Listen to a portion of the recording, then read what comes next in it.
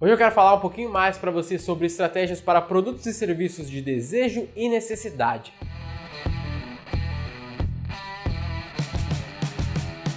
Lembrando que antes de ir pro vídeo, se você conheceu o canal da V4 agora, aproveita e se inscreve aqui embaixo, ativa o sininho para receber as notificações dos próximos vídeos e se você já é da casa, já acompanha a gente, deixa o seu like e após assistir o vídeo, comenta aqui embaixo o que você achou, vamos discutir um pouco mais sobre esse assunto.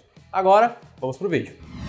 Primeiramente, então, vamos falar um pouquinho do que são os produtos de desejo e o que são os produtos ou serviços de necessidade, tá? Então, desejo é tudo aquilo que as pessoas querem, mas não necessariamente elas estão precisando, tá? Então a ideia é o quê? As pessoas, por exemplo, moda, ela por um tempo, lá muito antigamente, ela poderia se considerar um produto de necessidade. Pô, todo mundo precisava se vestir, né? Precisa de roupas. Porém, hoje ela já é mais vista como um produto de desejo, né? Por exemplo, um exemplo mais hypado, mais recentemente, pode ser a Supreme, né? A Supreme é uma loja é uma marca de roupas e na prática eles vendem roupas caríssimas. Então não é necessariamente uma necessidade as pessoas terem aquelas roupas, é um desejo. Já os produtos e serviços de necessidade são um pouquinho mais simples, né? São coisas que você precisa, você está necessitado mesmo. Então você quer ir de um lugar para o outro, você precisa ir de um lugar para o outro todos os dias, você vai usar, por exemplo, um ônibus, ele é um serviço de necessidade, você precisa dele, não faz diferença, você precisa utilizar, então ele é uma necessidade. Agora, você comprar um carro super caro, com várias tecnologias, funcionalidades e coisas diferentes, um carro muito bonito que vai inflar o seu ego, por exemplo, aí você está suprindo as suas necessidades, que seria a locomoção, e ao mesmo tempo ele vai ser um produto de desejo, porque né, você foi ali, caiu no marketing, digamos assim, e também gerou esse desejo de ter essas questões que esse tal carro tem. Agora entrando um pouquinho no marketing, né, a gente vai falar dessas duas questões dos produtos de desejo e de necessidade. Eu vou falar um pouquinho assim, primeiramente, de fontes de tráfego, tá? Então, quais fontes de tráfego você pensa para anunciar um produto de desejo?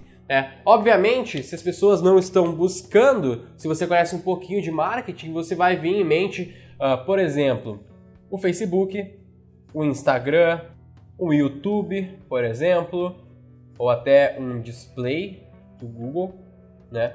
Fontes de tráfego, então, né, dessas questões de desejo, você vai pensar em mídias de pessoas que não estão necessariamente buscando por aquilo. Então a gente poderia pensar como Facebook, Instagram, YouTube e a própria rede de display do Google Ads, né? Então esse tipo de mídia são mídias com um padrão mais interruptivo, mas elas funcionam muito bem para produtos de desejo porque elas vão ser mídias que a pessoa que tem aquele interesse, por meio das segmentações e tudo mais, você consegue gerar e pegar a atenção dela se você tiver o conteúdo correto. Obviamente que a principal fonte de tráfego que a gente vai estar pensando no caso da necessidade seria os próprios mecanismos de busca, né? O próprio Google AdWords ali, que hoje é o Google Ads, né? A questão do search que ele tem, Bing, Yahoo, todos esses mecanismos de busca, você vai estar pensando numa fonte de tráfego para um produto de necessidade, né? Vamos dar alguns exemplos. Poderia ser um desentupidor, que você não vê muitos anúncios ali no Facebook, eu já vi alguns, imagino que não deu tanto resultado. Uma lavanderia, por exemplo, também você vai estar anunciando certamente no próprio Google ali, que é a maior fonte de tráfego de buscas, né?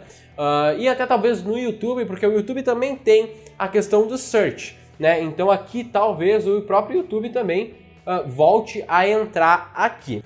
Porém, uma coisa que a gente sempre tem que lembrar em ambas esses produtos, seja necessidade ou seja desejo, é que essas fontes de tráfego, elas podem muito bem se complementar, tá? Então, se você tem um produto de necessidade, não quer dizer mesmo que você vai excluir todas essas outras, Facebook e Instagram. Você não precisa excluí-las, você só tem que trabalhar elas de uma maneira que faça sentido. Então pensa assim, pensa numa academia, esse é um exemplo bem legal. A academia, por exemplo, teoricamente, ele é um serviço de necessidade. As pessoas querem academia, elas querem treinar, elas estão precisando buscar, elas vão escolher a que é mais interessante. Por exemplo, então, a própria academia, as pessoas têm uma necessidade, obviamente, como eu falei. Porém, ela também se encaixa aqui como desejo, porque as pessoas têm o desejo de serem mais bonitas, elas têm o desejo de emagrecer, assim como a necessidade de emagrecer, se elas estão com algum problema de saúde, por exemplo. Então, ela meio que fica ali no meio campo, ela é meio necessidade, meio desejo. Então, todas essas fontes de tráfego aqui, do Facebook ao YouTube aqui na necessidade, Search, Display, Instagram, tudo isso você vai conseguir encaixar nas suas estratégias de uma academia. Então, o que eu quero dizer com isso? Né? Dando o exemplo da academia, que é o que a gente mais usa aqui, porque é um dos tipos de projeto que a gente tem mais, a questão é que você tem que olhar para o seu produto, seja qual ele for, veja onde ele se encaixa e depois pense, será que ele se encaixa apenas mesmo na necessidade ou no desejo, o que for? E aí, pensando nisso, veja se existe algum tipo de desejo que essas pessoas têm, veja algum tipo de necessidade talvez que essas pessoas tenham, se esse é um produto apenas que você acha que é apenas de desejo, tente ver se existe esses gaps, se você consegue trabalhar ambos e aí você vai conseguir pensar em estratégias, tá?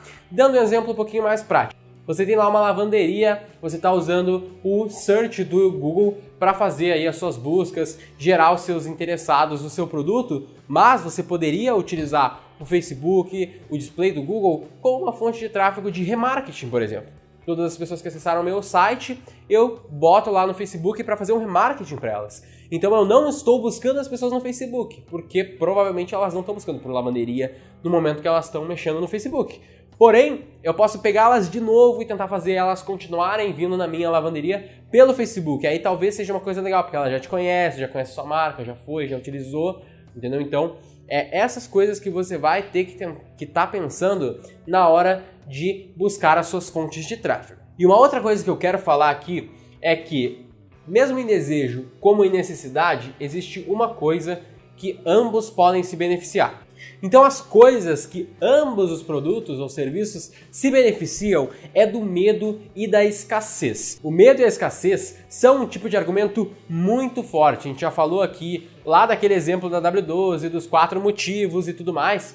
Então isso funciona muito bem para ambos os tipos aqui. Por quê? Pensa lá num produto de desejo, é muito simples, você está fazendo lá, anunciando algum grupo, alguma coisa do tipo, então ao invés de você falar, participe do nosso grupo aqui que tem coisas legais, você pode buscar trabalhar com o medo dessa pessoa, o medo dela não fazer parte desse grupo, o medo dela perder as novidades que esse grupo vai estar trazendo, o medo de não ter essa antecipação que esse grupo vai estar trazendo lá, as coisas novas, sei lá, de fora, por exemplo. Entendeu? Então, coisas desse tipo são argumentos que geram muito mais resultado na hora de você utilizar em qualquer tipo de estratégia.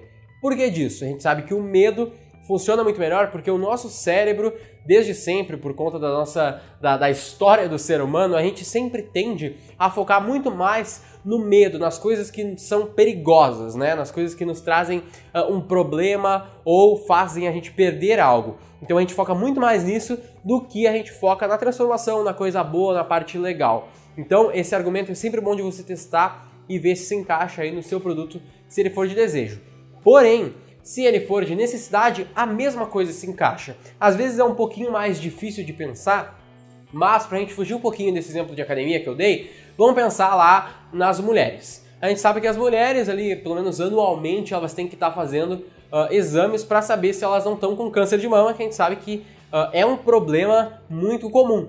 Então você, como um anunciante de um médico, por exemplo, você pode estar utilizando isso para trazer as mulheres para esse consultório, para esse doutor, com esse argumento esse argumento do medo, né? Porque você vai estar falando que se você descobrir isso depois, se você demorar muito para descobrir, você pode ter um problema muito grande. Então, vale muito a pena você ter essa prevenção. Então, você está utilizando o argumento do medo e não só o argumento de que você sabe que é um problema comum e tal, mas sim de que você vai ter um grande problema se você não começar a prevenir isso a partir de agora, já evitar que você tenha isso ou descobrir cedo caso venha a ter.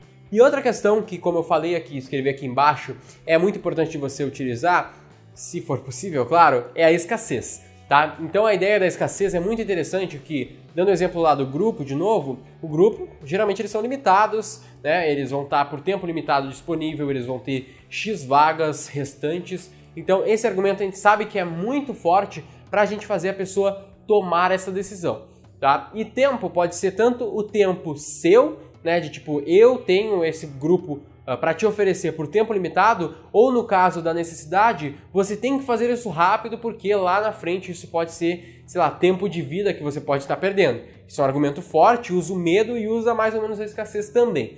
Então são argumentos interessantes, você pode dar uma pesquisadinha aí também para ver outros exemplos no Google. Não vou empreender aqui, senão o vídeo fica muito longo. E basicamente, então, para esse vídeo que eu queria trazer para vocês um pouco mais é isso. Eu sei que esse conteúdo é um pouco polêmico, né? A questão de necessidade, de desejo, sempre há essa discussão, mas é mais ou menos isso aí que a gente pensa aqui na V4. Se você é uma empresa e está buscando vender mais com a internet, a V4 provavelmente pode te ajudar. Acesse o v4company.com, faz a sua aplicação, a gente vai entrar em contato com você, conhecer um pouquinho mais da sua empresa e ver se a gente realmente pode ser um braço operacional e ajudar você a vender mais com a internet. Agora, se você atua com marketing digital e quer se profissionalizar, aprender um pouco mais com a V4, utilizando o nosso método, entendendo um pouco mais como a gente faz marketing digital na prática, você pode conhecer o curso Cientista do Marketing Digital, onde você vai aprender todo o nosso processo e poder aplicar nas empresas dos seus clientes ou na sua própria empresa. E se você gostaria de atuar com a V4 ao nosso lado, utilizando o nosso nome e tendo nosso auxílio, você também pode conhecer o processo de franquia aqui no link da descrição, onde você vai, em um primeiro momento, aprender todo o nosso processo, assim como alguém que compra o curso, claro, com todo o nosso auxílio, e no segundo momento você vai receber um cliente, o seu primeiro cliente é dado pela V4 e a gente vai te ajudar a atuar com ele, fazer todo o seu acompanhamento e a gente vai poder crescer juntos utilizando o nome da V4. Se alguma dessas opções fazem sentido para você, clica aqui na descrição e vamos conversar um pouquinho mais. Eu sou Guilherme Lippert, sócio executivo da V4 Company, o nosso negócio é vender o seu.